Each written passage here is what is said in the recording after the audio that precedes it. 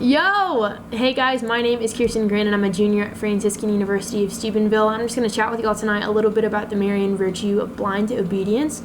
I think from the moment that we first encounter Our Lady in Scripture, she's trying to teach us the importance of this virtue. Like at the moment of the Annunciation, when the angel Gabriel's like, "Yo Mary, what up? You're going to become the mother of God." And Mary says, "Behold, I'm the handmaid of the Lord, be it done unto me according to thy word." I think especially that phrase, handmaid of the Lord, I think she's saying, I know that I'm made by a good, faithful, and trustworthy Father, so be it done unto me. Do it. Yeah, my answer is yes. And I think it's easy to just think that it ended there.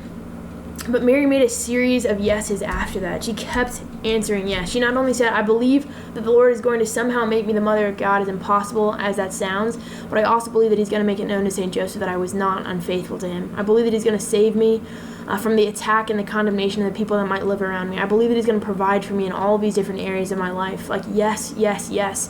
And Mary was responding yes because she knew the identity and the attributes of her Father. And I think that the first lie that the devil tries to feed us is lies about the Father.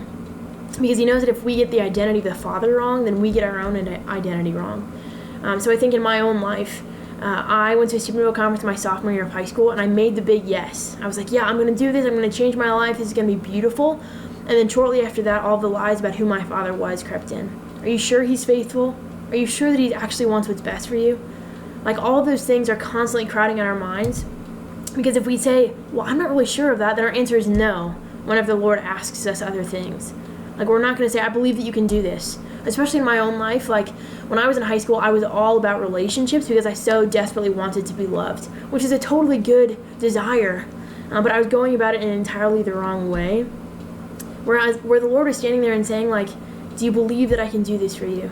Do you believe that I want to make you happy? Do you believe that I can satisfy you, that I can love you? And I was supposed to be making a series of yeses. I was just saying no because I was scared. So I think it's easy for me in particular to think of blind obedience as fearful obedience. As I have no idea what the heck's going to happen, and I think that this is my better option, so I'm going to go with this and keep my eyes closed and just not peek because, I don't know, I feel like God's kind of more of a slave driver, more of a master, but he's a father.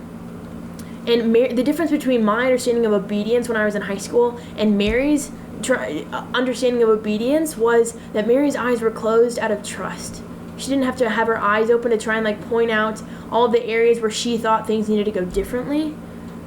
She had her eyes closed out of trust. And so often I allow my eyes to be closed out of fear. Fear that I will never be happy. But the Lord comes before us and says, I desire to make you happy.